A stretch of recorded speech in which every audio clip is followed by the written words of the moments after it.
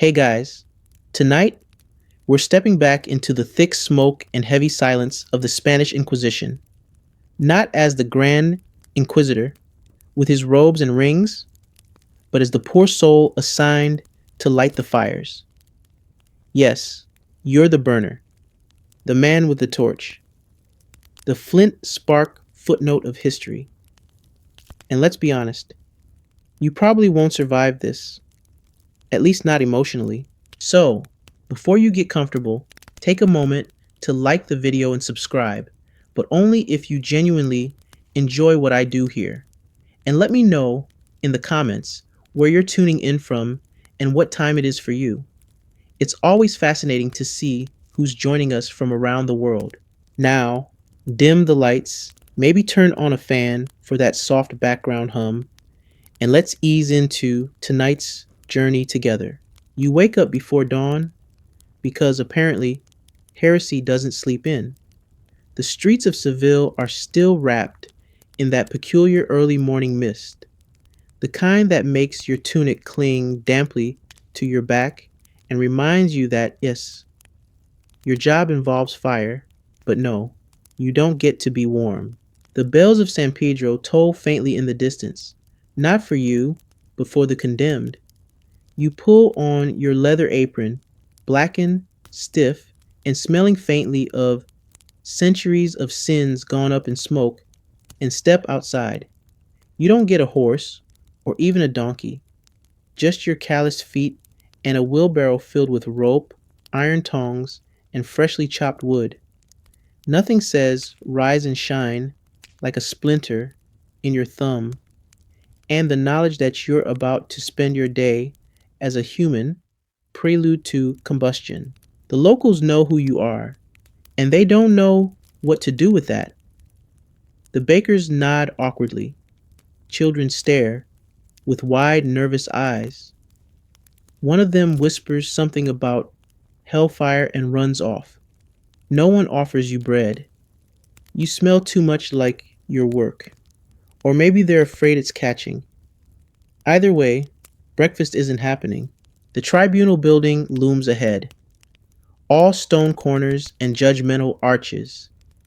You trudge past guards in shining breastplates, men who stand tall because they don't have to look the victims in the eye. You do. That's your job. You report in at the back door, next to the stable. That's where your kind goes. The stable, the cellar, the woodpile. No robes, no scrolls, just a sharp reminder that while the Inquisition claims to cleanse the soul, someone still has to carry the kindling. The cleric gives you the day's list. 3 names. One of them is a woman. You glance, only briefly. You've learned not to memorize faces. That way, maybe you'll sleep tonight. The preparation begins with ritual. Not for you, for the Inquisitors. You're expected to be invisible, a shadow with calloused hands. You stack the wood under the execution platform in neat layers. Pine, oak, more pine. Pine burns fast. Oak burns hot. They like a good mix. Not too smoky. Enough for a spectacle. You know this because you've experimented. And that, right there, is the darkest sentence you've ever thought to yourself. There's a designated spot for the condemned to stand. You hammer the iron collar into place. It's meant to hold them steady. For the mercy strangling. Sometimes that happens. Sometimes the priest forgets or decides mercy is overrated. You pause a moment. Look at your fingers. One of your nails is cracked and black beneath. You can't tell if it's soot or old blood. You don't want to know. Historians still argue whether the Inquisition's real purpose was theological purity, political control, or just a particularly bureaucratic form of sadism. But to you, it's none of those. It's a schedule, a routine, a strange sacred choreography where you are the one who ensures that the music ends in flames. And then you wait. The crowd begins to gather. Merchants, mothers, drunkards, all rubbing their hands against the chill, sipping watered wine and nudging each other with nervous laughter. Public executions are the Netflix of the 15th century, and today's episode stars you, behind the scenes, setting the stage. The first prisoner is brought out, hooded, trembling. You don't look, or maybe you do, just for a second. Maybe you hope, just once, that someone will speak up and stop it all. But no one does. You light the torch. The flame is small at first, hesitant, like it knows what it's about to do, and so do you. The torch flickers in your hand, a single tongue of fire licking upward, casting jittery shadows on the stone wall behind you. It smells of pitch and old regrets. You kneel down, always the same knee, out of habit more than reverence, and touch the flame to the lowest layer of pine. It catches with a hiss, smoke curling like a lazy serpent into the morning air. You don't look up. You've learned not to. There's a terrible moment between ignition and reaction, a silence that's too loud, and then crackling wood, a sharp intake of breath from the crowd, and the rustle of someone trying not to scream. Your job technically is over, but no one tells you to leave, so you stay. You always stay, maybe out of duty, maybe out of guilt, maybe because leaving feels worse. Behind you, a priest begins chanting, a mixture of Latin and conviction. In front of you, heat licks at your cheeks, pushing you back just slightly. It's not enough to sear your skin yet, but you can feel it beginning. Another minute, and your face will feel like it's blistering from the inside out. You retreat 2 steps, instinctively. The fire doesn't care that you're not the target. No one claps. This isn't a festival. And yet, somehow, the energy is the same. People murmur, whisper, elbow each other. A woman near the front fans herself with her bonnet. A boy stares, open-mouthed, like it's a puppet show, and he's waiting for the punchline. You want to say something. Anything. This isn't justice. Or at least, they weren't screaming when you brought them in. But of course you don't. Because heretics burn. And people who defend them, well, they burn too. The next name on the list is a merchant's son. You know this one. Not well, but enough. He once gave you a plum, just handed it to you at the market when your hands were full of splinters and your mouth was full of silence. Now you build his fire. You wonder sometimes who writes the lists. Is there a vote? A secret meeting? Or does a bored scribe just close his eyes and point? Historians still argue whether the inquisitors truly believed what they preached, or if they just leaned into the power because it was better than being powerless. What you know is that every list ends with a body and a burn scar that no rain will ever wash away. You haul more wood. This time, the stack is trickier. An uneven surface, the platform warped by last week's fire. You wedge stones beneath the logs to level them out, praying the pyre doesn't collapse mid-execution. That happened once. Not your fault. But no one wanted to take chances after that. You were almost blamed. Because when the fire goes wrong, it's not the priest's fault. It's the burners. You wipe your forehead with the back of your hand, smearing soot across your brow like some accidental warrior's paint. Your shirt clings to your ribs. Your apron smells like yesterday's sins. You realize, with a distant sort of clarity, that you haven't eaten since the crust of bread someone handed you 2 days ago. It had a weevil in it. You named him Fernando and kept chewing. The merchant's son is quiet. He walks to the platform without struggling, doesn't beg, doesn't cry. He looks at you and smiles. You want to drop the torch. You want to vanish into the crowd, change your name, sell fish in Valencia. Anything but this. But your hands move like they belong to someone else. You kneel again.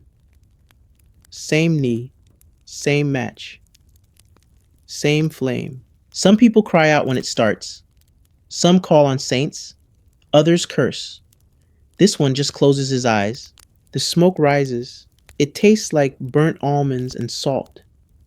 You can't explain it. It always does. The clerics disappear once the fire reaches full roar. They're not here for the cleanup. That's your job.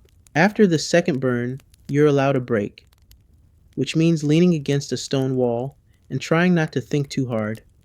A stable boy offers you water in a cracked cup. You nod your thanks, drink, and taste more iron than refreshment. Probably rust, maybe blood. You're not sure anymore.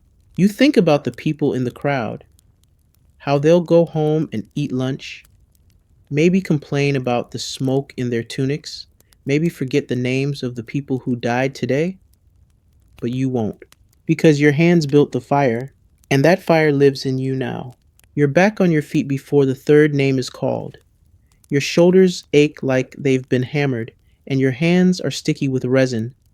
You smell like burnt hair and guilt, which, as it turns out, is a scent that lingers even after scrubbing with sand and cold water.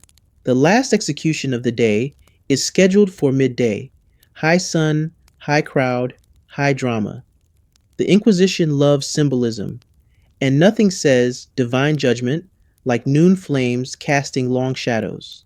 You trudge to the woodpile again, your legs stiff, back bent, like a man twice your age. The pile is low. You'll need more, which means a trip outside the city gates, through narrow alleys, past the vendors who stop shouting when they see you. It's not that they hate you, it's that they're not sure if they're supposed to. Being the burner puts you in a strange caste. Not a priest, not a sinner, not honored, not despised, just tolerated, like mold, or a tax collector who doesn't talk much. The cart waits near the Carpenter's Guild, a rickety thing with one wobbly wheel and a loose axle that squeaks like a sad duck. You load it with bundles of split logs and a few broken chair legs, donated by someone who didn't want to get too close. Every donation, you've learned, is soaked in self-preservation. Here, take my table leg. Please don't ask questions about the heretical pamphlet found under it. The return trip is uphill. Your thighs burn. Your shirt sticks. The wheel threatens to abandon ship entirely. You mutter to it like an old friend. Come on, just one more soul today. Back at the square, the crowd has grown. It's almost festive now. Someone's selling dried figs. Children chase each other with sticks. A man juggles near the fountain, competing with the rising stench of smoke. It's like a medieval version of tailgating, except the halftime show ends in screaming. You begin stacking the final pyre. The platform groans under the weight. This one's bigger. An example. The condemned is a former cleric, which means they're pulling out all the stops. Incense, robed choir, Latin chants, possibly a trumpet, if Brother Matteo remembered to tune it this time. You set the wood carefully, bark facing out, knots toward the wind so it burns faster. You've become something of an accidental expert. You once told a friar that bark curls inward under flame, creating pockets of air that feed combustion. He blinked at you, and then suggested more prayer. The choir begins, a low hum that grows in volume like bees being shaken in a jar. You keep working, pretending not to notice the accused being led forward. You never get used to that sound, the chain dragging behind, the hush that falls over the crowd, the gasp when the hood is pulled back. This one has gray hair, wrinkled hands. His robes are torn, but you can tell they were once fine. He looks like someone's grandfather. You wonder if he taught grammar before this. You hammer the collar shut around his neck. It clinks like a bell in a crypt.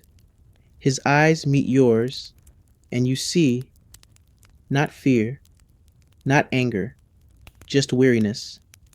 He mouths something. A name? A prayer? You can't tell. And then you smell it. It always starts the same way. The wood catches slowly, the pitch melting and bubbling like boiling tar. Then the first crack. Then the next. Then the heat that slaps your face like an angry uncle who drank too much communion wine. The crowd leans in, always, even though they pretend they don't. You try to step back, but someone has spilled wine on the stone. Your foot slips, and suddenly your hand touches the edge of the pyre. A small sizzle, a hiss. Your skin blisters immediately. You grit your teeth and keep walking. No one saw, or if they did, no one cares. You make it to the wall and sit down hard. The burn on your hand throbs. You tear a piece of your apron and wrap it around, pressing until your vision blurs. There's no sympathy from the crowd. No, are you all right? Just more fig eating and murmuring, and the occasional debate over whether this heretic deserved it. Historians still argue whether the Inquisition was more about controlling thought or purging fear. You think it was about fire, because fire's easy. Fire makes people stop talking. Fire makes crowds behave, and when it doesn't, it at least makes sure no one forgets who holds the torch. Eventually, the crowd begins to thin. The fire dies, though the smell hangs on like a stubborn ghost. You'll have to rake the ash soon. Collect the bones. Store whatever teeth remain in a clay jar for someone's evidence chest. You hate the jar most of all. You lean your head against the wall. The sun beats down. The square empties. But the weight in your chest? That stays. Because tomorrow, there will be another list. And you will still have the torch. There's no official uniform for someone like you. No polished boots, no ceremonial hat, no feathered plume fluttering in the wind as you ride through town like a holy warrior. You get an apron.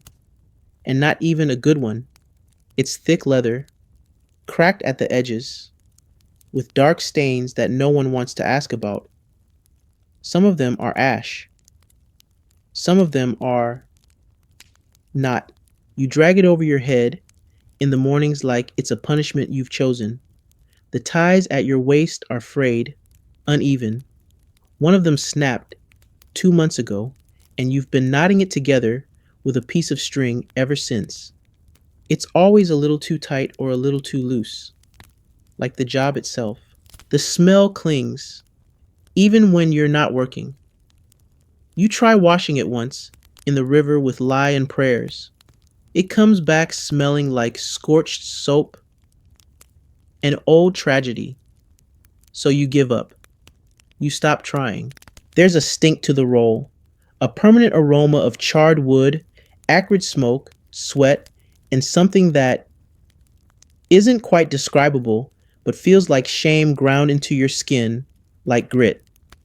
Even when you visit the market, on those rare days off, when you're allowed to breathe near vegetables, people wrinkle their noses before you've said a word. You could wear flowers on your head and smile like a troubadour, but the scent would betray you. Your hands are worse. They look like driftwood and feel like old rope. Burn marks, calluses, a strange blackening around the nails that won't go away, no matter how many times you scrape them with your knife. You've nicked yourself more times than you can count. Sometimes it's splinters, sometimes it's nails left in old timber, and once, memorably, a hook that was still inside a heretic's belt when you were breaking down the ash pile. You don't have gloves. Those are for scribes or blacksmiths. You're not high class enough for protection. You're just high functioning enough not to bleed on the relics. Even your face carries it now. That permanent sunken look. Eyes a little too wide. as if you've seen one too many things and forgotten how to blink. The smoke stains your skin in soft, ghostly patterns.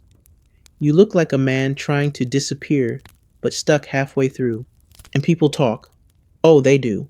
You hear it in whispers, in back corners of taverns. He's the burner. Don't let him touch your child. He smells like ash even in church. It's not always cruel. Sometimes it's just confused. Like you're a walking paradox. God's work by human hands. Holy duty through unholy labor. A contradiction that wears boots and carries rope. You tried once to make a friend of a cobbler. Nice man.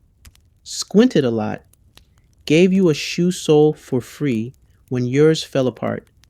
He asked what you did for a living, and you lied. Said you worked for the cathedral, maintaining candles. He believed you. Until the next execution day, when he saw you holding a torch. He hasn't spoken to you since. Historians still argue whether heretic burners were chosen for their lack of ties, their silence, or their expendability. What you know is that no one volunteers. You were told you owed a debt, that helping with the holy cleansing was an act of penance. You don't even remember what for anymore. A stolen loaf? An unpaid tithe? A smile at the wrong woman? It doesn't matter. Once you light the first fire, that's your life. You're marked. Not officially, of course. There's no branding. Just the kind that creeps into your bones. You try not to speak to the condemned. It's not encouraged. You're supposed to be unseen, but sometimes they talk to you. A whisper, a prayer, a plea. They think you might help. You never do. Once a young girl grabbed your wrist as you adjusted the iron collar. Her eyes were wide, her lips cracked. She said one word, mercy. And in that moment, you nearly dropped everything, nearly shouted no more, nearly threw the torch into the fountain and dared them to stop you. Instead, you looked at your feet, because what could you do? Refuse and be accused? Disobey? And find your own name on the list? You are the one who lights the fire, but you did not choose the match. That afternoon, you walk home through the back alleys, head down, apron still warm with soot. The sun is high, but you feel cold. It's not weather, it's something deeper, like the heat has been pulled out of you and left behind in the square. You pass a child drawing in the dust with a stick. He looks up and stares, not in fear, in curiosity, like he's trying to guess what kind of man you are.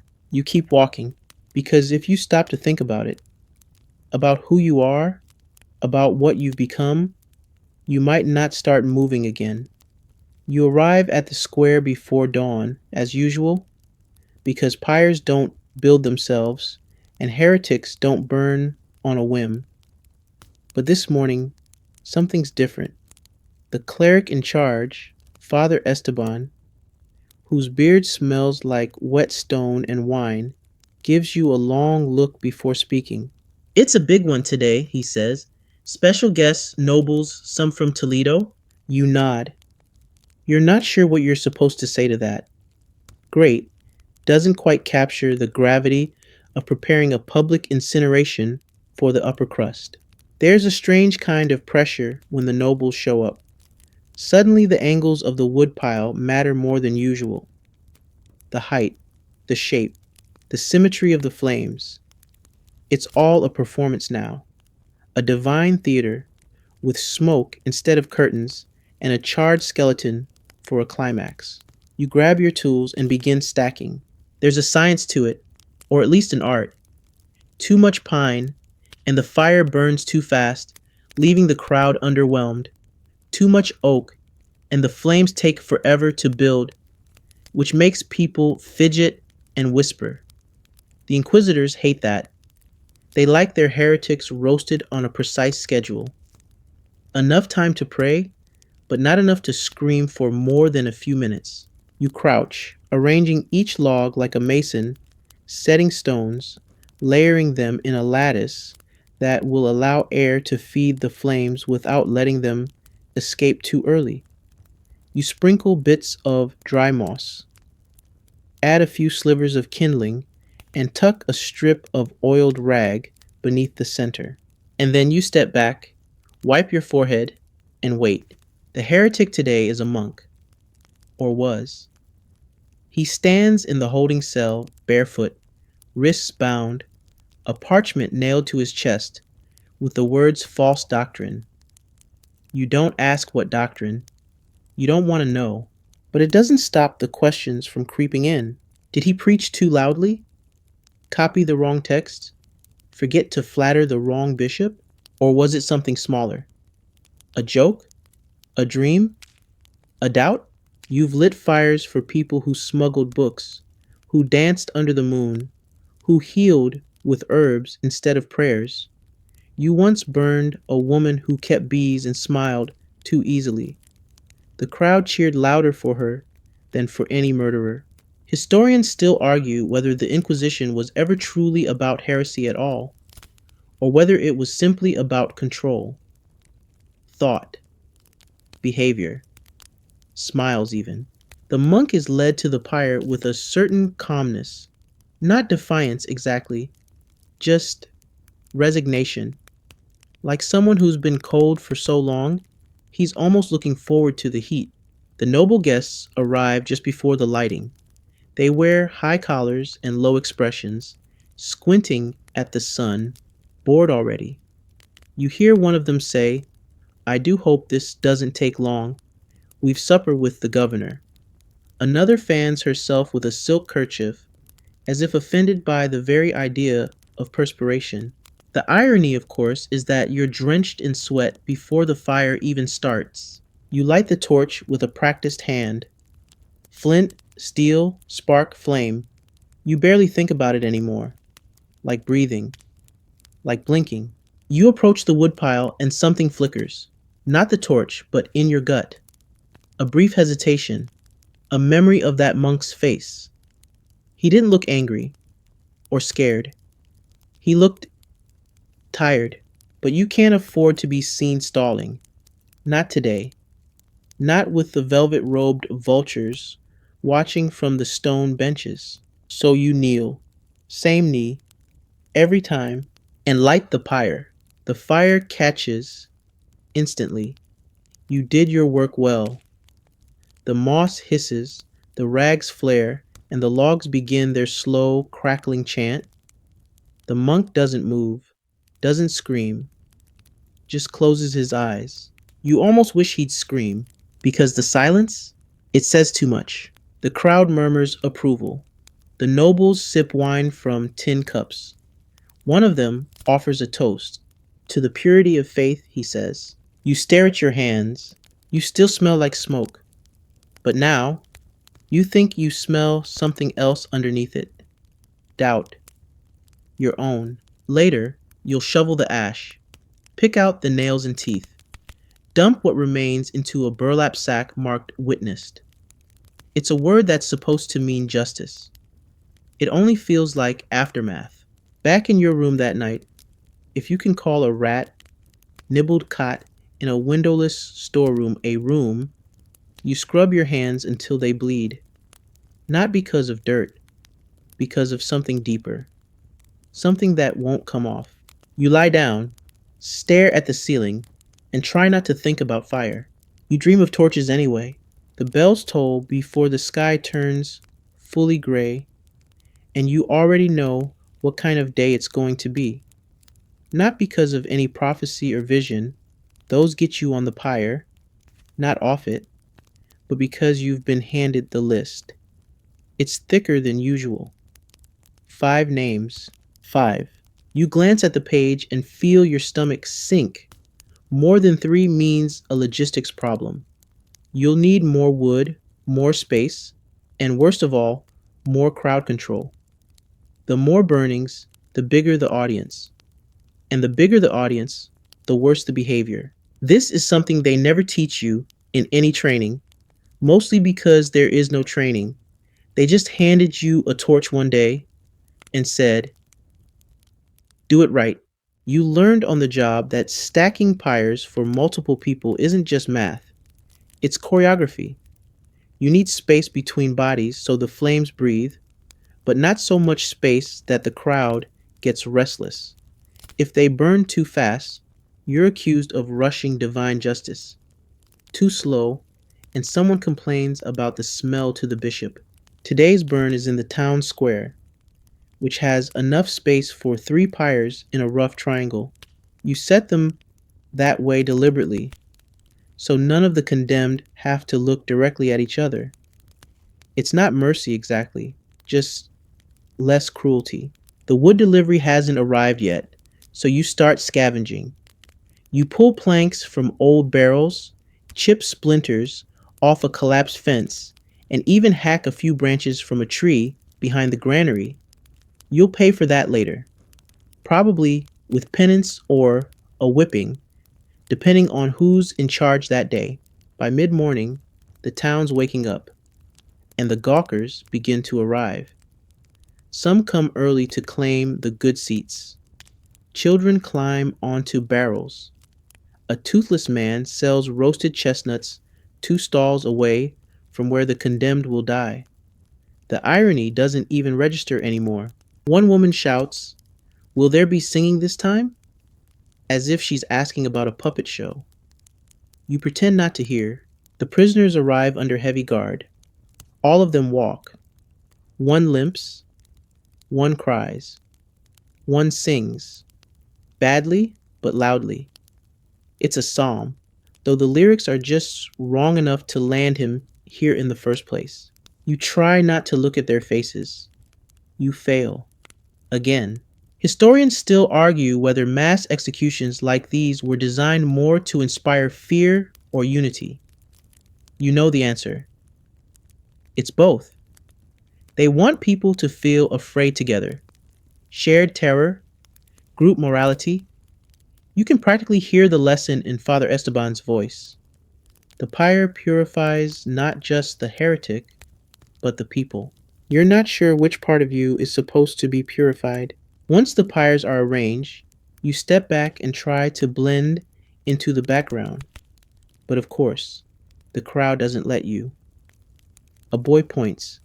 A woman mutters your name, just your first name, like you're a bad omen that arrived without knocking. You get called the fire's servant now. Some mean it as praise, others as warning. You light the first pyre, then the second, then the third. The flames rise in uneven pulses, each crackle a punctuation mark in a sentence written in smoke. It doesn't always go smoothly. The first man resists, kicks, bites. You hold him down until the iron collar clicks shut. He spits on you. You wipe it off and pretend it's just mist. The second collapses before the lighting. A guard pulls her up harshly. She can't even stand. You wonder if she'll feel the fire at all. The third catches quickly. Too quickly. A gust of wind fans the flame and it leaps sideways, licking at the other pyres, turning them into a single blaze too soon. The timing's off now. The rhythm ruined. You can feel it. The audience can too. They start talking, not in panic, but disappointment. It's like you've ruined their entertainment. Later, Father Esteban will tell you the flames pleased God. You will nod. You will not mention the burned sleeve on your arm, the coughing fit that left you wheezing behind the wall, or the way your vision blurred just long enough for you to forget where you were. The fire dies down slowly. As always, you stay behind. The guards clear the crowd. Children are told not to look, but they always do. You rake the ash with a long iron pole, watching for bones, metal, anything that must be collected and logged. There's a system for it. 1 pouch per person, sealed with wax, delivered to someone who documents holiness with handwriting and string. Today, a ring clinks against the metal. You pick it up with gloved fingers. It's the only thing you wear protection for. not because of the heat, but because once a clerk caught something from a melted earring. They never said what. You put the ring in the pouch. Later, someone will label it evidence of unrepentant error. You'll lie awake and think of it as someone's wedding band. The wind changes direction. The square smells like smoldering sin and boiled leather. You close your eyes and try to pretend it's just a campfire. It never works. The procession begins just after the noon bell, and you know immediately it's going to be one of those days. You hear the drums first, slow, steady, dull as your heartbeat, then the chanting, the heavy trudge of boots on cobblestone, and the hush that always follows like a drawn breath. People line the streets as if salvation might slip by if they blink too long. And at the center of it all, the condemned. Today, it's a widow, a tanner, and a former nun. No one walks with pride. Only the guards hold their heads high, helmets gleaming, eyes searching the crowd for unrest. Your job is simple. Walk alongside the column, close enough to watch for trouble, but far enough back that you're not mistaken for one of them. The distinction is important because if you trip, stumble, or offer a drink of water, someone will notice. And noticing things during an inquisition can be career ending or life ending. You clutch the torch, unlit for now, like it's a walking stick. Its weight has become familiar, balanced, worn smooth by your hands. You've thought about dropping it, letting it fall into a gutter, but somehow it always ends up back in your grip. The crowd today is restless. You hear whispers of protest. Some weep, not for the condemned, but out of fear.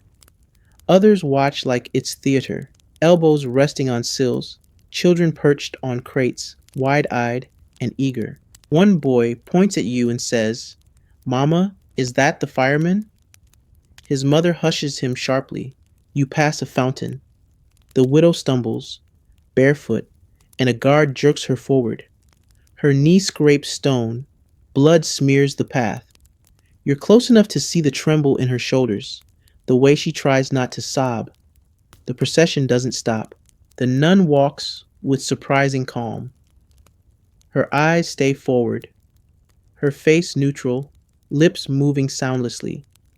You guess she's praying, though for what? You're not sure. Forgiveness? Deliverance? A fire too quick to feel? Historians still argue whether processions were meant to shame the condemned or to reinforce the moral superiority of the public. You suspect it was both. March the broken through the streets and remind everyone watching, this could be you. You reach the plaza. The pyres are already built.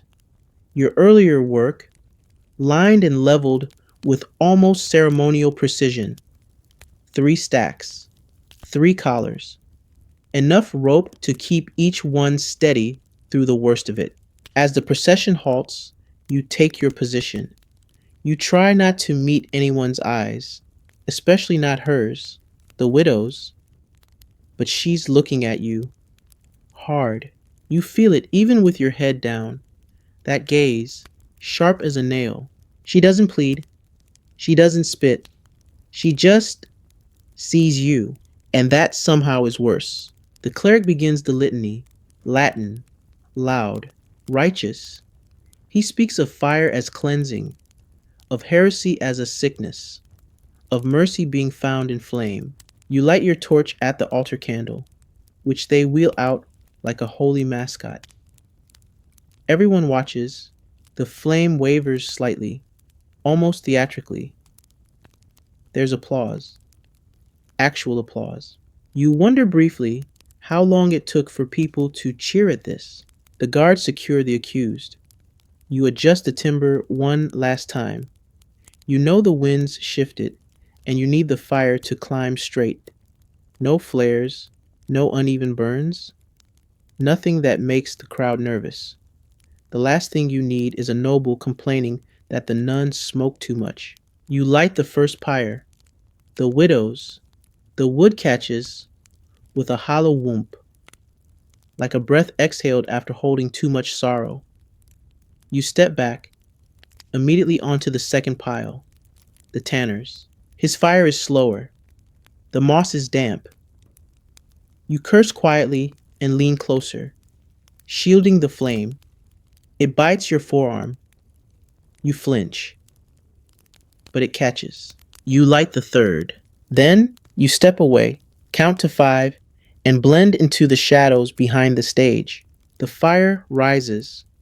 The crowd watches. Some cheer. Some cry. Some cross themselves.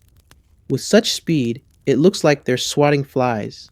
You keep your eyes low, and then, from the front row of spectators, a scream. Not from the pyres, from the crowd.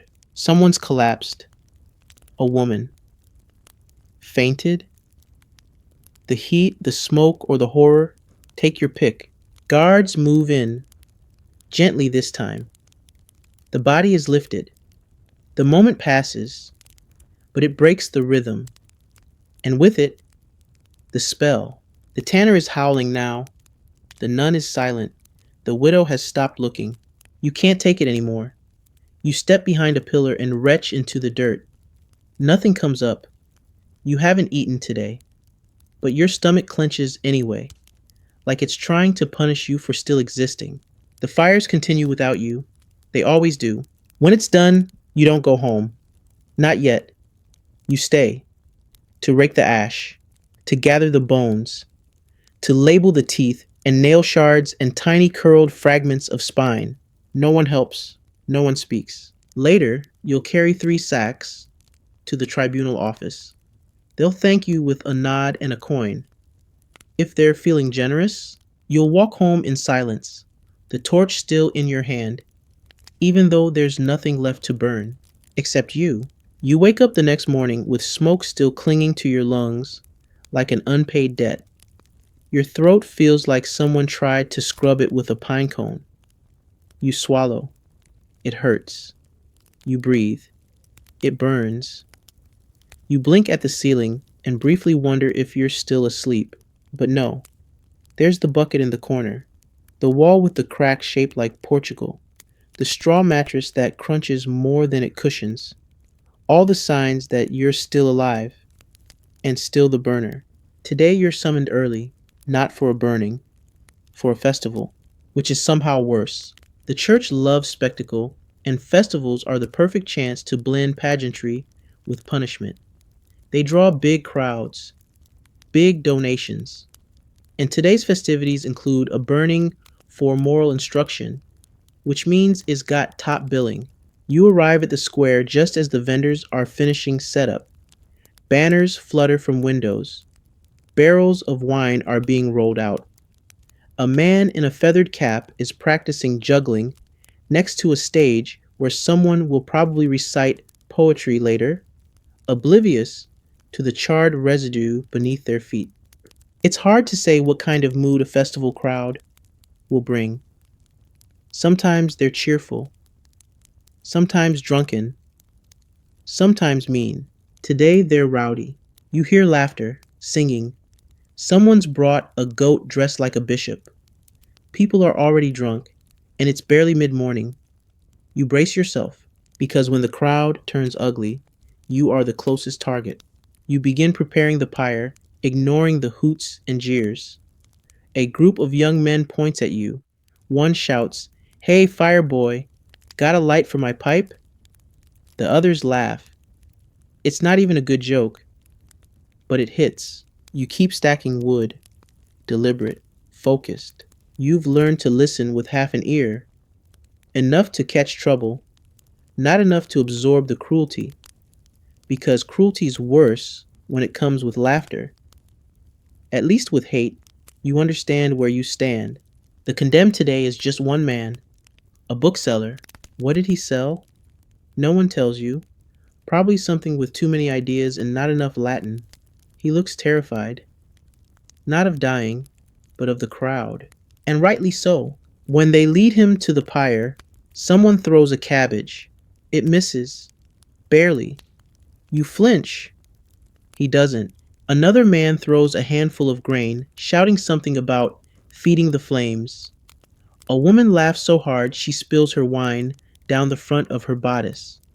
No one notices the bookseller's eyes, except you. He looks at you, and for once, you can't look away. You think for a second that you might say something, a word, a nod, anything to make this moment less unbearable. But then the guards glance at you, just for a second, and your voice dies in your throat. You light the torch. The crowd roars, not in horror, but delight, as if this were the main act, not the prelude. The fire climbs quickly. The bookseller says nothing. No scream, no cry, just smoke. And then the real show begins. Jesters tumble into the square, capering and cartwheeling. The goat bishop is paraded through the crowd. Someone plays a lute off key. The burning behind them continues. Like background music no one wants to turn off. A child walks too close to the pyre. You move fast, faster than they expect, snatching the boy by the tunic and pulling him back. His mother doesn't thank you. She scolds him for making her spill her cider. Later, one of the jugglers throws you an orange. You don't catch it. It hits your chest and drops into the ash. He shrugs and walks away. You sit on a low stone wall as the fire finishes its work. The laughter around you feels like nails being hammered into your skull. Historians still argue whether these moral burnings were intended to terrify or simply distract the public from their own doubts. You think they were designed for one thing only: forgetting. Make the spectacle so big, so loud, so absurd that no one remembers what or who they were really watching. When the embers finally cool, you rake them alone. The crowd has moved on to dancing and arguments about who makes the best lentil stew.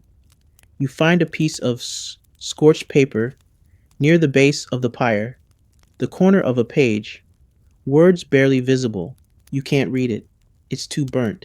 But you pocket it anyway, because part of you wants to believe that something, anything of the man remains. You walk home through streets slick with wine and rain. Someone pats your shoulder as you pass. Well done, he says, a clean burn. You don't answer, because you don't know what's worse, that he meant it, or that part of you agrees. Sometimes they tell you to show mercy, not often, not officially, and not with the sort of language you'd find in a hymn, but the instruction is clear enough. Use the cord, a cleric says one day, tossing a length of rough rope into your hands like he's offering a gift. Tighten it just before lighting. You know what he means. Strangulation before flame, a quicker death, less screaming, fewer tears. It makes the crowd easier to manage, and the clergy looks slightly less monstrous. But there's a catch. There's always a catch. They don't always give you the rope. Sometimes you're expected to know, to guess, to interpret a nod, a glance, a minor celestial alignment. And if you guess wrong, well, excessive mercy is frowned upon. That's how you ended up interrogated once, for showing too much kindness. You'd used the cord without explicit permission. It was a hot day. The condemned was an old man with lungs like paper and eyes like prayer beads. You didn't want him to suffer, so you tightened the rope, just enough. They noticed you spent a week in a cell the size of a wardrobe with walls that smelled like mildew and spilled blood. They questioned your motives. They asked if you sympathized. They asked if you'd read books. You said nothing, because anything you said could become evidence. They released you eventually, told you it was a misunderstanding, told you your work was valuable, told you to keep the fires steady and your heart steady with them. You've never used the rope since. Even when they offer it, even when they beg, today's condemned is a baker's wife.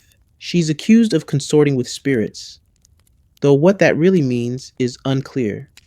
She probably had a fever and talked in her sleep.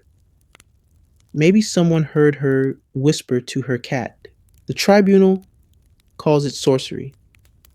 The town calls it scandal. You call it Thursday. You light the torch in the courtyard, but something's wrong with your flint. The spark won't catch. You strike it again and again, each time harder, until the steel bites your thumb. Blood wells up beneath your nail. You suck it instinctively, then look around, half expecting someone to accuse you of ritual cannibalism. But no one's watching, yet. When the flame finally catches, it burns blue at first. An omen, maybe, or just damp pitch. You carry the torch to the square. The baker's wife stands still, wrists bound in front, eyes searching the crowd for a familiar face. Her husband isn't there. Neither are her children. You try not to feel anything, because feeling means thinking. And thinking, in your line of work, is as dangerous as the fire itself. As you approach, she leans slightly toward you. Please, she whispers. She doesn't say what she's asking for. Mercy, delay, escape. It doesn't matter, because you're not allowed to answer. You kneel. The rope sits coiled on a stone nearby. No one tells you to use it. No one tells you not to. You do nothing. And that, too, is a decision. The fire catches slowly. She screams. And you pretend the wind is too loud to hear it. Later, a friar tells you that suffering is purifying, that it's a blessing to die in pain because it brings the soul closer to the divine. You nod, but you don't believe it. Not anymore. Historians still argue whether the Inquisition's use of mercy strangulation was a genuine concession to compassion or a cynical attempt at public relations. You suspect it was the latter. You've seen too many mercies, granted only when someone important was watching. The days blur after that. You go through the motions, stack, bind, light, rake. You start dreaming in fire again. You see the rope in your sleep, coiled like a snake, waiting. You wake with your hands clenched. Your thumb still throbs from where the flint slipped. You unwrap the bandage and find the cut still open, still weeping. You wonder, briefly, if it's trying to tell you something, because wounds that won't close usually mean something's still wrong. There's no ceremony for cleaning up after a burning, no chant, no benediction, no final bell to mark the end of things. Just you, a rake, and a wind that carries the wrong kind of dust. It begins the same way every time.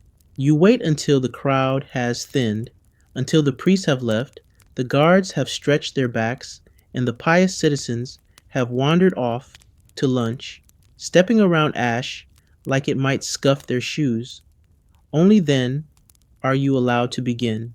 You approach the platform with your tools, a long iron rake, a pair of tongs, a coarse sack, and a strange little journal where you're expected to log findings. It sounds clinical, but it's not. The fire doesn't destroy everything. Not always. Some things endure. Bones, metal, teeth, the occasional bit of fabric stubborn enough to resist the flames. You call it what remains. The tribunal calls it evidence. You're expected to gather it all, catalog it, bag it, deliver it. There's even a special wax seal you're supposed to press onto each sack, official and holy, though it always melts slightly in your pocket before you use it. Today's cleanup is from yesterday's burn, the baker's wife.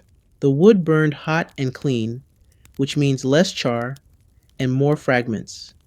You step up to the platform and immediately cough. The air is thick. Not smoky exactly, more like grief, ground into fine powder. You rake gently, slowly. The bones clink like brittle porcelain. You've learned to distinguish them. Ribs, vertebrae, femurs. Skulls almost never survive whole. Too thin. Too fragile. like the people they belong to. You find her wedding ring still looped around a sliver of finger bone. You hesitate. You're not supposed to, but you do. You kneel and pick it up with the tongs. It's warped by heat, gold stretched and bubbled. Inside, there's an inscription, half melted. You can only read 3 letters. Mar. Maria? Marcel? Marriage? You place it in the sack. You don't write what it is. Just metal fragment. Personal. The teeth come next. Teeth always do. They last longer than most bones, like little monuments to things people never got to say. You find 6. You record 6. Historians still argue whether these collections were meant to prevent heretical relics from being taken or simply to satisfy the cleric's need for control. You suspect they just didn't want the public pocketing bones. The last thing they wanted was some merchant waving a molar and claiming it cured gout. The worst part isn't the physical cleanup. It's the smell. Not fire, not wood. It's the smell of after. A mix of ash, scorched linen, fat that bubbled and popped against timber, and something deeper, an undertone that doesn't go away, even when you bathe. You've washed your hands with vinegar, wine, even holy water once. Didn't help. It clings. You finish sweeping the platform and move to the ground. That's where the bits fall, where the collar sometimes snaps, or the body slumps, too far forward and a piece slips between the boards. Today, it's a toe bone. Just one. Small. Charred. Alone. You drop it in the sack and tie the top with shaking fingers. You pause before sealing it. Not because of doubt. Doubt passed long ago. Just fatigue.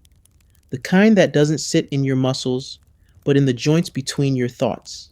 You melt the wax over a candle stub and press the seal. Then you carry the sack to the tribunal office. It's not far. Just down the alley. Past the olive press. Past the door where a girl once stood and asked if you make the fire dance. You didn't know how to answer. At the office, you hand the sack to the clerk. He doesn't look up, just makes a note, slides the pouch aside, and says, "Next. No, thank you. No, how are you holding up?" Just next. You step back into the street, unsure where to go. You're not expected anywhere. You don't have friends. Your family avoids you. Even the dog that used to follow you has found better company. So you walk through alleys, past quiet windows, past people who glance away just a bit too late to hide their discomfort. Eventually, you return to the square. The ashes are gone. The platform's been swept clean. A boy is selling pomegranates near where the stake stood. The world has already moved on, but you haven't, because you remember the sound bones make when they cool, and the way a ring slips through the cracks if you're not careful.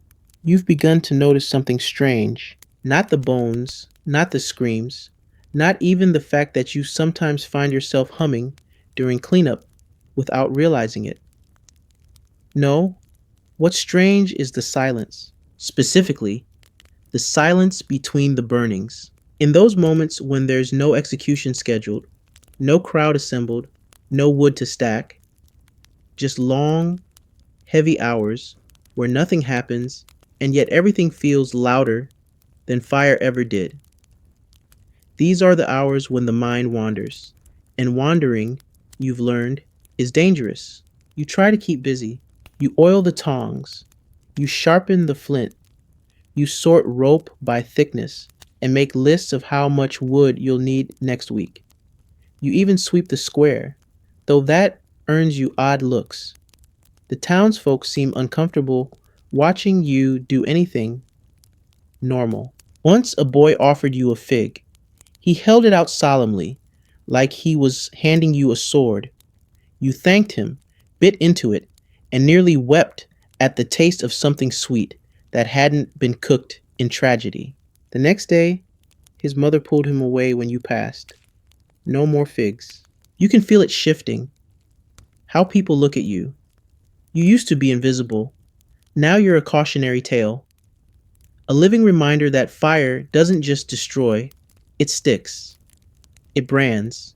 You think back to your first day, how they didn't tell you the job would follow you home, into your dreams, into your meals, into the way your neighbors pause just a second too long when saying hello.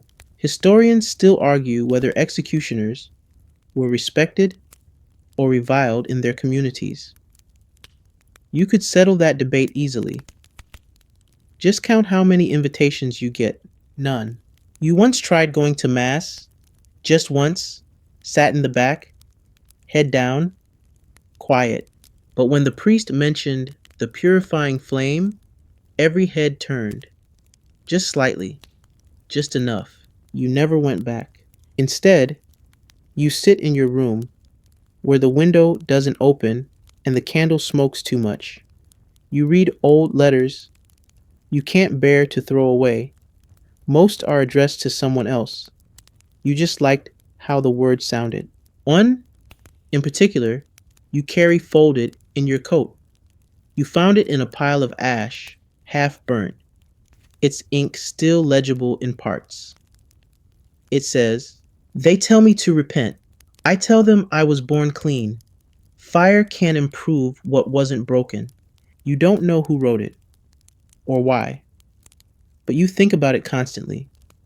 Sometimes you mouth the words while stacking logs. It helps, a little. The Inquisitors don't ask what you do between executions. They assume you're praying, or polishing iron, or sitting alone, grateful to be spared. They never ask if you should be spared. They never ask what you think, but you've been thinking more lately. Not just about the job, but about the world it feeds, the crowds, the cheers, the children watching with sticky hands and wide eyes, the way people complain when a fire burns too cleanly and they don't get the full experience. You remember one woman, a merchant's wife, dressed in velvet, complaining that her view was blocked by a friar's shoulder. "Move, will you?" she snapped. "I can't see the repentance." The friar moved, and the heretic died, and the velvet woman clapped politely. Sometimes you wonder if they come to see you more than the condemned. The burner, the man who stands between sin and smoke, the one with the steady hand and the blackened apron. You once tried to write something about it on a scrap of paper, just a few lines, but you burned it because if anyone found it, you'd have to build your own pyre. And honestly, you're not sure you wouldn't light it yourself. ChatGPT, John Noy, you've begun to notice something strange. Not the bones, not the screams, not even the fact that you sometimes find yourself humming during cleanup without realizing it. No, what's strange is the silence, specifically the silence between the burnings. In those moments when there's no execution scheduled, no crowd assembled, no wood to stack, just long, heavy hours where nothing happens and yet everything feels louder than fire ever did. These are the hours when the mind wanders, and wandering, you've learned, is dangerous. You try to keep busy.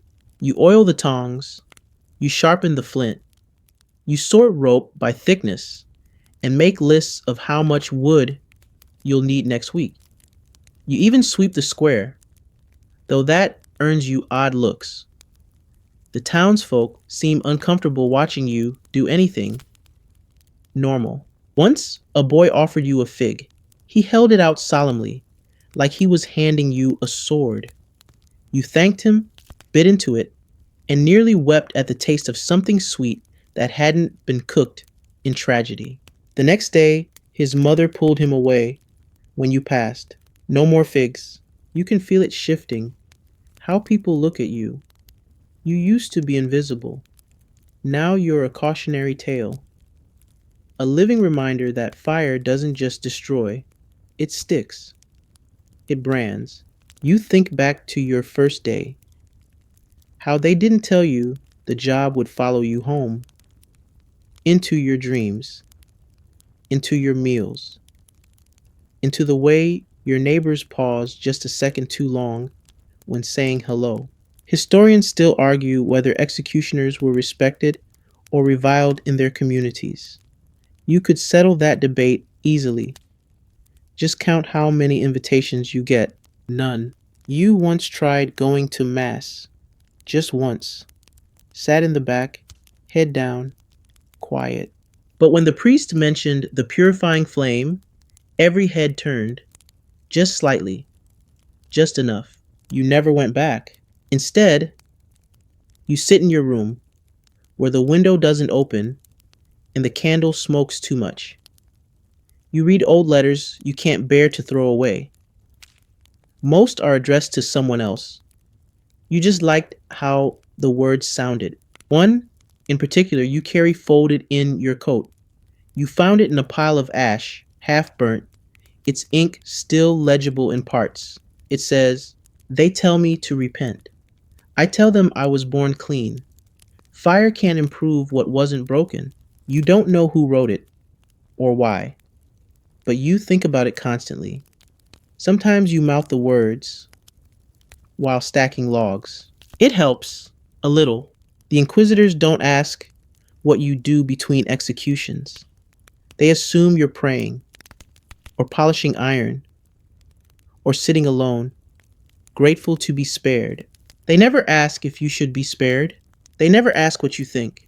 But you've been thinking more lately, not just about the job, but about the world it feeds, the crowds, the cheers, the children watching with sticky hands and wide eyes, the way people complain when a fire burns too cleanly and they don't get the full experience. You remember one woman, a merchant's wife, dressed in velvet, complaining that her view was blocked by a friar's shoulder. "Move, will you?" she snapped. "I can't see the repentance." The friar moved, and the heretic died, and the velvet woman clapped politely. Sometimes you wonder if they come to see you more than the condemned. The burner, the man who stands between sin and smoke, the one with the steady hand and the blackened apron. You once tried to write something about it on a scrap of paper, just a few lines, but you burned it because if anyone found it, you'd have to build your own pyre. And honestly, you're not sure you wouldn't light it yourself. Rain. Finally, it begins as a whisper on the roof tiles, then a drizzle, then a full-throated downpour that soaks the cobblestones, hammers the shutters, and sends stray dogs scrambling for dry ledges. You stand in the middle of it, arms slack at your sides, head tipped back, like you've forgotten what water from the sky feels like. For once, the square smells like something other than fire. Petrichor, wet earth, stone, a faint scent of lavender from somewhere, maybe a window box above, brave enough to bloom near your quarters. You smile, not fully, just the corner of your mouth. It doesn't last. Rain delays the burnings, but not forever. It just makes the job harder. Wet wood, soggy rope, smoke that clings low and cruel. You'll have to adjust the structure. More kindling, tighter stacking. Everything burns, eventually, but it's much harder to impress a wet crowd. By mid-morning, the sun punches through again, and with it, an urgent summons. Today's heretic is a young priest. You're not surprised. There's been talk, rumors about sermons that question doctrine, arguments with higher clergy, letters exchanged with banned philosophers. He's too clever, too well-read, and worst of all, too kind. That makes people nervous. He stands in the holding yard, barefoot, collar ripped, wrists bound in front. There's blood on his cheek, but it looks more like a punishment than a wound. He sees you and nods, like you've met before. And maybe you have. Maybe he was the one who once offered you water during a festival burning. You remember someone did, pressed a cup into your hands behind the pyres while no one was looking. You didn't drink it, but you remembered the gesture. You returned the nod, and just like that, you've broken Rule 1. Do not acknowledge the condemned. The guards frown but say nothing. The tribunal is packed. High ranking clergy, visiting nobles, even a foreign envoy from the north with furs so thick they look absurd in the heat, all gathered to witness the fall of one of their own. The pyre must be perfect. You spend extra time on it, not because you want to honor them, but because you don't want them to notice flaws. Misplace a log, and someone will accuse you of sympathizing. Stack it too loosely, and you're undermining justice. You work carefully, deliberately. It looks like art when you're done. You hate that. The procession is quick. No crowd this time. Too much rain earlier, too much discomfort now. But the watchers are worse than a mob because they judge quietly, with pen and parchment. The priest walks on his own, no chains, no guards pressing him forward, just steps, measured, solemn. You hold the torch. The flint slips once, twice. Your hands are shaking. You hide it. The flame blooms. You walk forward, kneel. Same knee, same motion. The priest turns his head slightly and says, softly, "You don't have to do this." Just that. Not a plea, not a command. A sentence, like the weather, like observation. You pause for half a breath, then light the fire. He doesn't flinch, doesn't scream, just stands there until the smoke swallows him whole. The onlookers murmur. One of the nobles whispers something about how graceful it was. Another scribbles in a leather-bound journal, as if grading a performance. You step back. The flames are too hot. You feel your skin tighten, your eyes water. You pretend it's from the smoke. Historians still argue whether dissenting clergy were more dangerous than lay heretics. You know they were feared more because they knew the rules, knew the language, and still chose to question. You rake the ashes alone. Later, when you carry the bone pouch to the office, the clerk looks up. First time in weeks. He says, "Was that hard for you?" You don't answer, because you're not sure if it's a trap. Instead, you hand him the pouch. The seal's already set. Back in your room, you find a note under your door. Folded. Anonymous. It reads, "He died with dignity. More than can be said for those who watched." You burn it, not because you disagree, but because you don't. You've started avoiding your reflection, not because of vanity. That went out the window around your third execution, but because mirrors, when you catch them unexpectedly, tend to show someone you don't quite recognize. Your eyes look older than the rest of your face. Your skin has that peculiar waxy tint that comes from standing too close to heat too often. There's soot in the creases of your neck that no cloth can scrub clean. Your beard grows in patches now, half burned by a misjudged gust of flame weeks ago. You look like a man in the process of disappearing. There's a cracked mirror behind the tribunal offices, tucked beside the water barrels. You caught sight of yourself there once, just for a second, and it was enough. Now, when you pass it, you turn your head. Today, you're summoned not for a burning, but for maintenance. Apparently, the main execution platform is leaning. Too much weight. Too many fires. The support beams are scorched at the base, and if it collapses mid-ceremony, it'll embarrass everyone. Can't have that. So now you're part carpenter. You arrive with your tools. A mallet, 2 fresh beams, and the same gloves you use for raking bones. The platform is deserted. No crowd, no clergy, just you, and a structure held together by heat and habit. You crawl beneath, coughing as dust stirs. The underside is worse than you thought, Blackened timbers, cracked nails, a lattice of weakness waiting to betray its own purpose.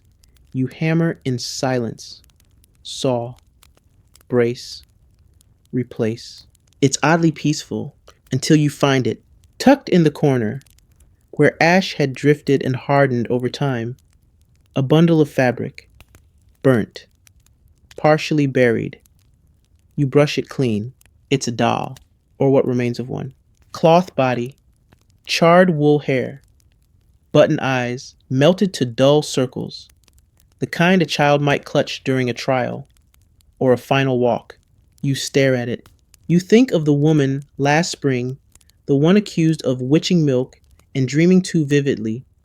She had a daughter, didn't she? Someone the tribunal insisted was sent to relatives, but no one ever said where. You wrap the doll in a cloth and tuck it into your satchel. You tell yourself it's for documentation, but you know it's not. Back above ground, you check the supports. The platform is stable again, straight, ready. You should feel accomplished, useful. Instead, you feel like you've just stitched up a wound that will never close. Later, a friar stops you on the steps. "You've done good work," he says, patting your shoulder. "It's important what you do." You nod, but your skin crawls where he touched you. Historians still argue whether the laborers of the Inquisition understood the machinery they were upholding. You can't speak for the others, but you understand now. Every log you stack, every nail you hammer, every rope you tie, it's not just for the condemned. It's for them, the audience, the message, the illusion that this isn't chaos, but order. That the fire burns on purpose, not just because someone lit a match and didn't know how to stop.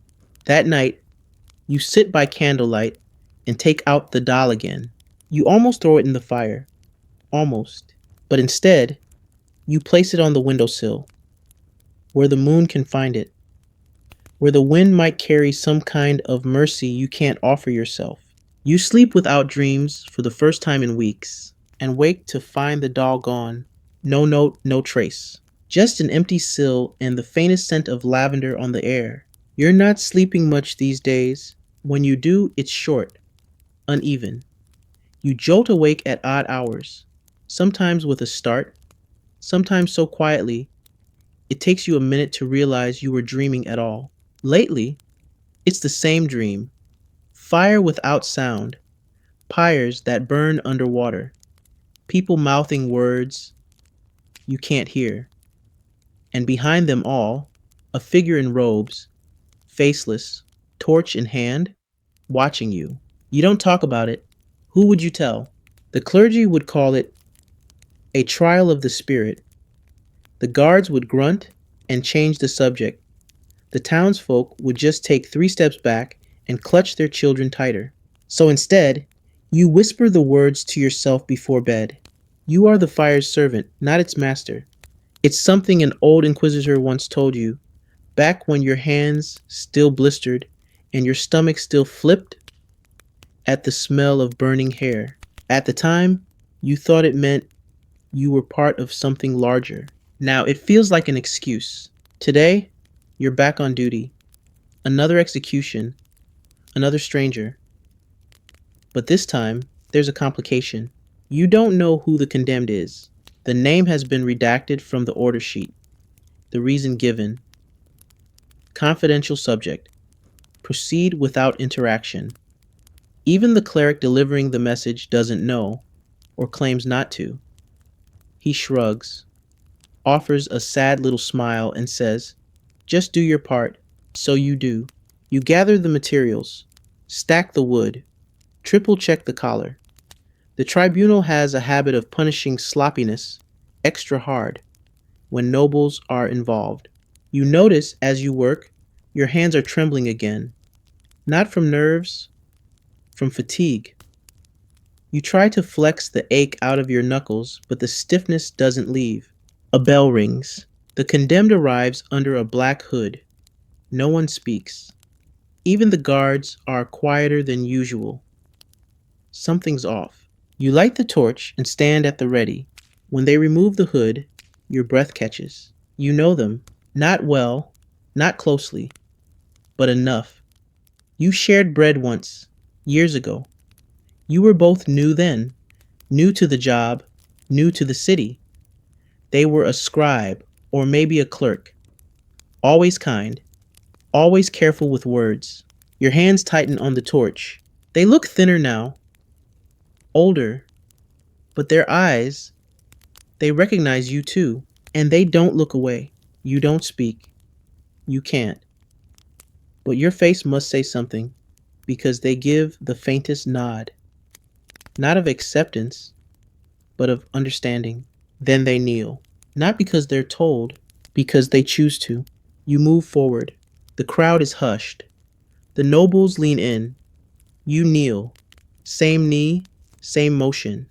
The flame touches the kindling, and just before the fire flares, the condemned whispers a single word. You don't catch it. You think about that all day. Historians still argue whether executioners were chosen for loyalty, detachment, or simply because they had nowhere else to go.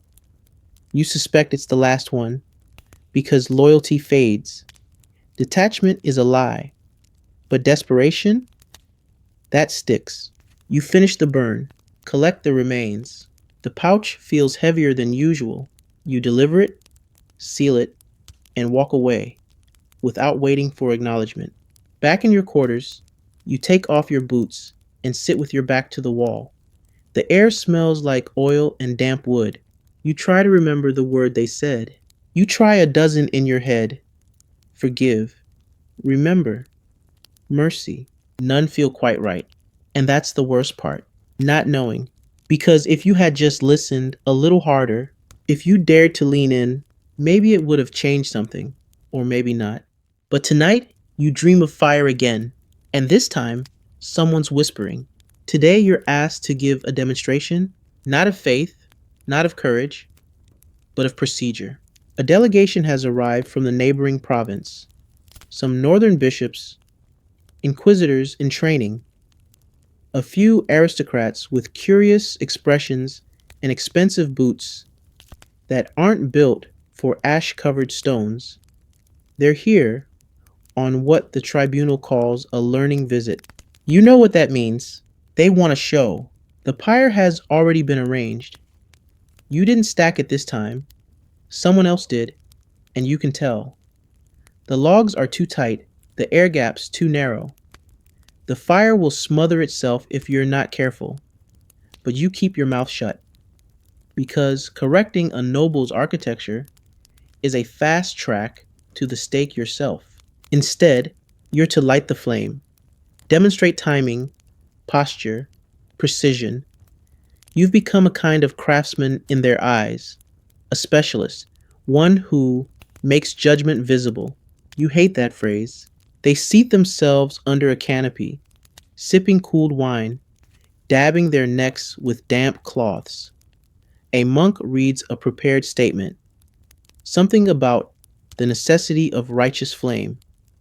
You don't hear most of it. Your ears are filled with the rhythm of your own breath. The condemned today is a farmer. You know nothing else. Just that he stole a consecrated wafer and made a joke about it during Lent. That was enough. He stands barefoot, shaking, eyes darting between you and the spectators. You see his lips move. Not prayer, not defiance. Counting, you wonder why. Maybe he's hoping for a miracle. Maybe he's just trying to time his breathing. Or maybe he's counting how many people are enjoying this. You kneel. The crowd leans forward. You strike the flint. The torch flares. The wind is light today, cooperative. The flame takes the wood neatly. A clean climb, blue at the base, orange where it breathes. You step back. There's a pause. Then applause, actual applause. The bishop from Zamora claps, enthusiastically, turning to his neighbor to say, "See, just as they described. Smooth, dignified, holy, dignified." The man is screaming, but not loudly, just enough to be heard, just enough that the sound wedges itself under your ribs and stays there, twitching. Historians still argue whether these demonstrations were meant to elevate the role of the executioner or simply reassure the elite that the system worked. You know better. They weren't watching the condemned. They were watching you. You are the proof that this is sustainable. That fire can be wielded like a tool, like an idea. That someone can do this again and again and not go mad. You rake the ashes afterward. Even though they offered to send someone else, you said no, because you don't want anyone else touching the bones. There's something ritual in the cleanup now, something that almost feels like penance. You sift gently, like you're handling memories. You find a heel bone, intact. You hold it for a moment, unsure why. Then you place it in the pouch. You log the burn, sign your name. Your handwriting is getting worse, jagged, compressed, like the words don't want to come out, but are being shoved onto the page. The tribunal offers you a commendation, a small bronze pin in the shape of a flame. You don't take it. You say, "I'm not here for awards," and walk out. You can feel the tension shift behind you, whispered notes, a shared look between the higher ups. You know you've drawn attention, but you're too tired to care. That night, you walk down to the river, just to see something move without screaming. The moon floats on the water like a coin someone dropped in a wishing well. You consider stepping in, just to wash, just to remember what it feels like to be clean. But you don't, because you know the ash never truly leaves. Not your hands, not your clothes, not your name. The summons comes before dawn, delivered by a boy too young to spell tribunal, holding a wax-sealed note like it might burn through his fingers. He doesn't speak, just hands it over and runs. You crack the seal with a knife and read the familiar looping script. Heretic of noble blood, high importance. Ceremony at midday. You will conduct the burn. Of course you will. You stare at the ink until it blurs. Not from tears, from exhaustion. Nobles rarely meet the flame. When they do, it's handled delicately. Their trials are quieter, their heresies more abstract, political, philosophical, whispered in the wrong ears. And the burns? Fewer screams, more pageantry. No peasants throwing fruit, no children pointing. Just wealth, stripped of armor, pretending it still matters. You make your way to the central plaza. The guards there nod, tightly. You're not sure whether it's respect or repulsion anymore. Probably both. The pyre is already half built. You dismantle it, because it's wrong. The wood too resinous, the logs angled to tip. You rebuild from scratch, ignoring the clerk who tuts behind you about wasted effort. You don't answer. You just stack the timber the right way. Quiet, efficient, like folding a confession into shape. By mid-morning, the square is cordoned off. Velvet ropes, mounted guards, the scent of roasted chestnuts mingling uncomfortably with anticipation. There's a hush to the air, like the whole city is holding its breath. And then they bring her out. You blink. You know her, not closely, not in the way the bookseller or the clerk once passed through your memory. But this is different. You saw her once at a feast. She laughed too loudly. She danced with a stable boy, scandalously. She said grace with her eyes open. Everyone noticed. Everyone smiled, uncomfortably. And now she's here, in chains. Her dress is torn at the hem, but her chin stays high. Regal, even now, you grip the torch harder than you need to. The Inquisitor begins the declaration. He reads slowly, savoring the syllables. Blasphemous inquiry. Unnatural curiosity. Consort of forbidden texts. She does not respond. Not with words, just a tilt of the head. A smirk, almost. You wonder what she read that was so dangerous. You wonder what it said. You wonder why no one is allowed to see it now. Historians still argue whether noble heretics were treated more harshly or more gently than commoners. You've seen both, but this feels like a message. No one is safe, not even the ones with rings. You step forward, light the torch, and as the fire begins its slow crawl through the kindling, she speaks. Only once, only to you. Be honest, she says. Do you dream of fire? You flinch, not visibly, but inside something snaps taut. You want to say no, that the fire stays outside, that you are just the hands, not the heart, that you leave the flames behind when the wood is gone. But you can't lie, because you do. Every night, you say nothing, and the pyre blooms. The nobles murmur. One clutches a handkerchief. Another mutters about necessary theater. You hear none of it, because the words still echo in your ears. Do you dream of fire? The smoke rises. The scream comes late. You rake the ashes in silence. When the last bone is collected, you find something strange among the debris. A coin, melted almost flat. Gold probably, etched with a symbol you don't recognize. Maybe it was sewn into her gown. Maybe it was a charm. You hold it for a moment too long. The clerk coughs behind you. You drop it into the pouch. Later, you stand by the river again. This time you do wash, up to your elbows. The skin flakes, the soot lifts, but the smell, still there, like regret, like roasted memory. You look at the moon. It doesn't look back. A new decree arrives, typed, well, handwritten in a painfully ornate script and sealed with crimson wax. Not from the local tribunal, but from Madrid. It reads, effective immediately. All burnings must be accompanied by public prayer. The executioner shall pause at ignition to allow for unified recitation. Deviations will be recorded. You reread it 3 times, partly because it feels like satire, partly because the ink smudged in the rain. Now you're expected to coordinate. It's not enough to build the pyre, not enough to carry the torch, light the fire, and shovel the bones. No, now you must cue the crowd like some half-baked choir director, as if synchronized chanting will sanctify the spectacle, as if timing the flames to an amen makes it less of a death and more of a hymn. You practice in your room, whispering the prayer, timing your pause. You mess it up 5 times. You hate yourself for caring. Today's execution is scheduled for early evening. A twilight burn, the decree says. Something about symbolism. The soul's descent into darkness. The city's simultaneous return to light. You want to laugh. You don't. You build the pyre slower than usual, careful to leave breathing gaps.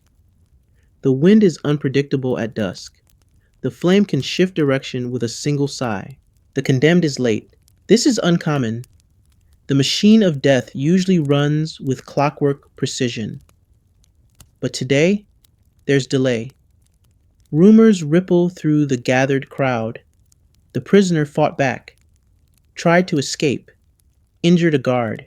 Eventually they arrive. It's a woman, barefoot, blood on her lip, one eye swollen half shut. You see the bruises. She sees you, and then smiles, not mockingly, not defiantly, but with something that chills you far more than hatred. Recognition, like she's seen you before.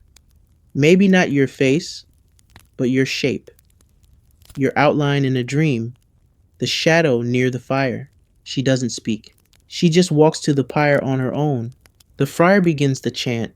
You hold the torch. You feel absurd, standing there like some hellish usher, waiting for the congregation to finish their lines before you spark justice. The final syllables drop. You light the flame. She doesn't flinch. She watches the fire rise. And for the first time, You look away first. The crowd is quiet. Too quiet. Someone weeps. Not a child. A man. Middle-aged. Clean boots. He shakes silently, as if remembering something he thought he'd buried. You wonder who she was to him. Historians still argue whether the addition of ritual was meant to deepen spiritual experience or simply soothe a guilt-ridden populace. You doubt it matters. A prayer whispered over burning flesh is still smoke. You rake the ashes long after sunset. You find a rosary, charred, the beads fused into clumps, the cross twisted into something unrecognizable. You log it. Personal artifact, religious. You leave out that she clutched it even as the flames climbed. Back in your quarters, you set your boots by the door. They smell like blood and smoke and pine. You sit by the window and try to forget her smile, but it follows you, into the dark, into your dreams. This time, the figure in your sleep says nothing. It just burns and watches. It happens faster than you expect. You're eating what passes for breakfast. Stale crust, half an onion, and a cup of something pretending to be wine, when a guard bursts into your room.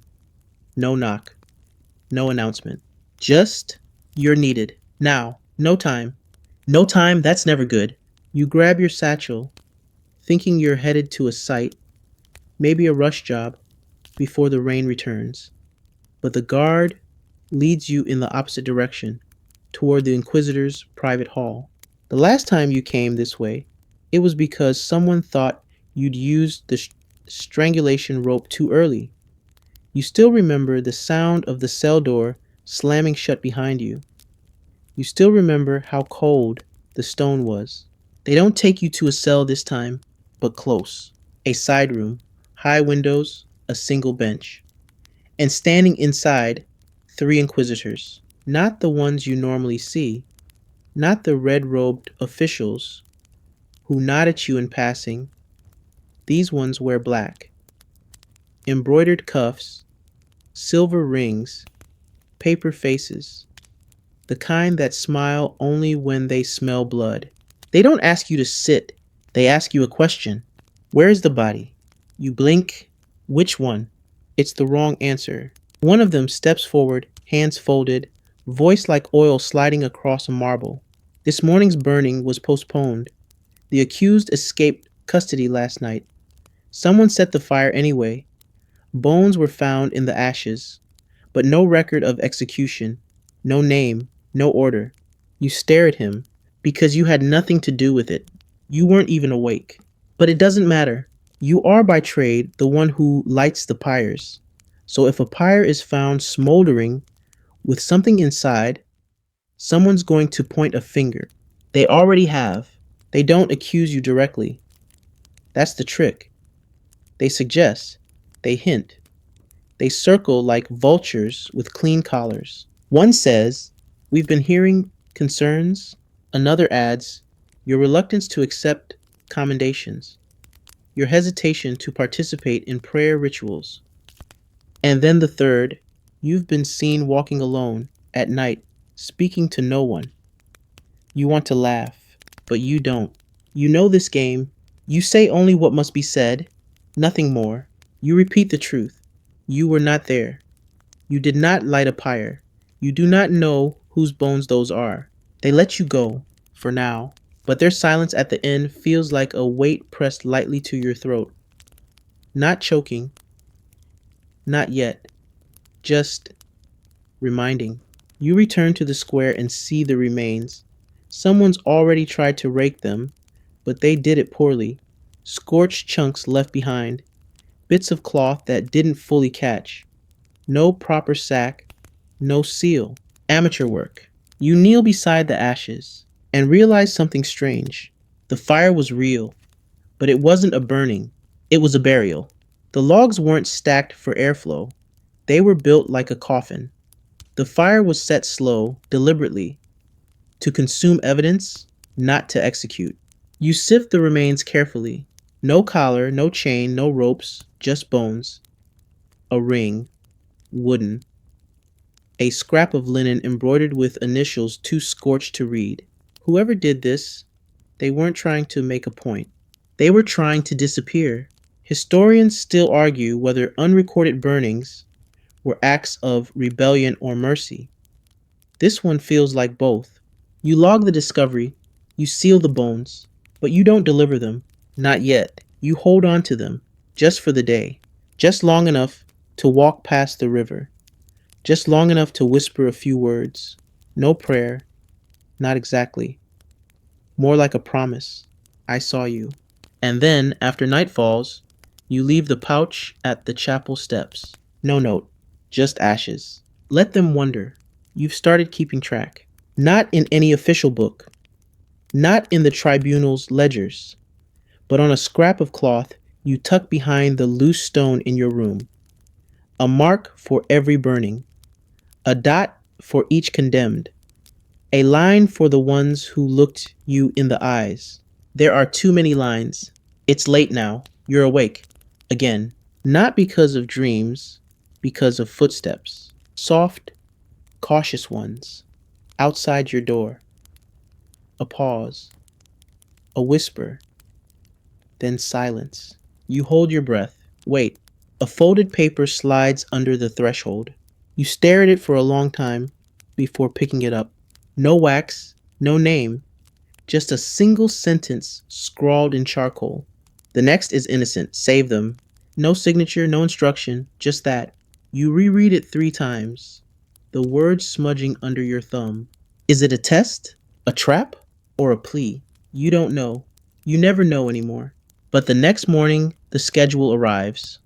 Burn set for noon. Charges, vague. Irregular speech, association with known dissenters, improper reverence, no witness accounts attached, no formal statement. You're uneasy. So you go early. You build the pyre yourself, careful, methodical. But your mind races. How do you save someone? You're not a soldier, not a hero. You are the man with the matches, the end of the road. But still, you think, you look for options. Could you tamper with the wood? Stack it wrong? Wet it? Too obvious. Could you claim illness? Delay? Unconvincing. Could you? No, you can't. Because they're watching you now. Ever since the rogue fire. Ever since you were called in and not condemned. You can feel the eyes even when you're alone. So you wait. And at midday they bring her out. She's barely more than a girl. 17 maybe. Dirt on her face, but no fear in her eyes.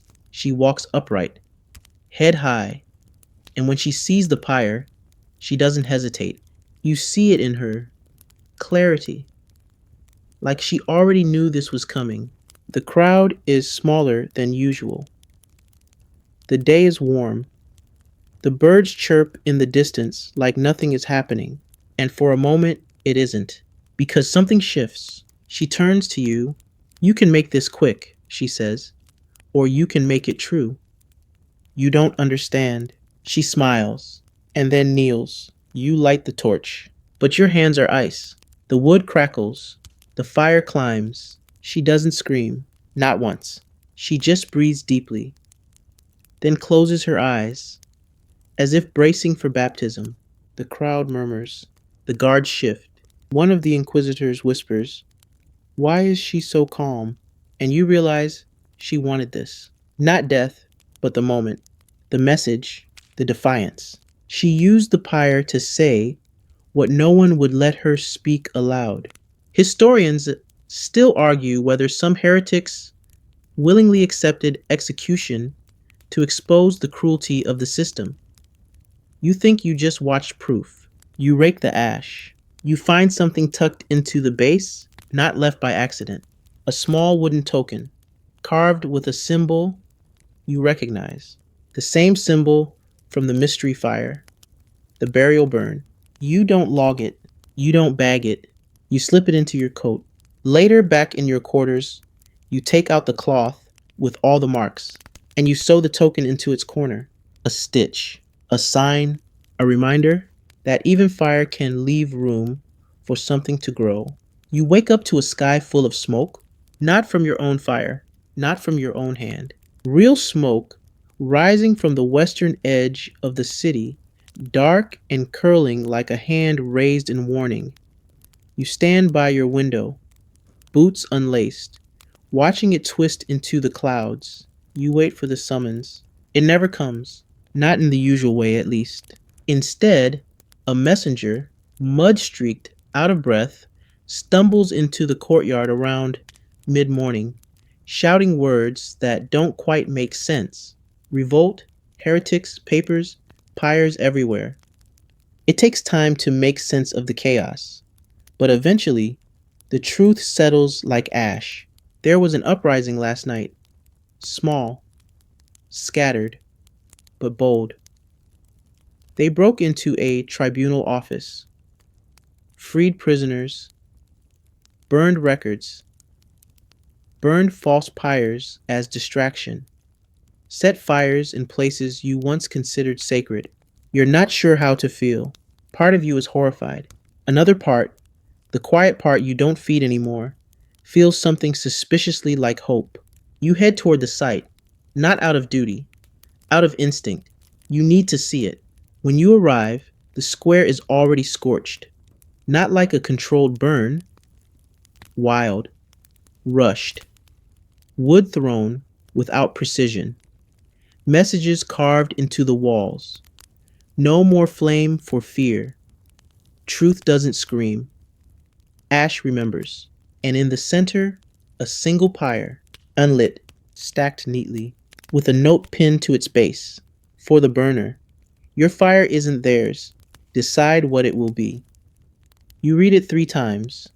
Once as an executioner, once as a man, and once as something else. You leave the pyre untouched, not out of cowardice, out of understanding. This isn't your fire to light. You walk home slowly, boots soft against the ash-covered stone. You pass a child drawing in soot with a stick. She looks up, smiles, doesn't flinch. You don't smile back, but your chest feels a little less tight. That night, you return to your window. The city is quiet. No bells, no chants, no processions. Just wind and the smell of something new. You take out the cloth again, the one with all the marks. You unfold it, count the lines. Then you add one more, not for a burning, but for a choice. You tuck it away, blow out the candle, and lie down.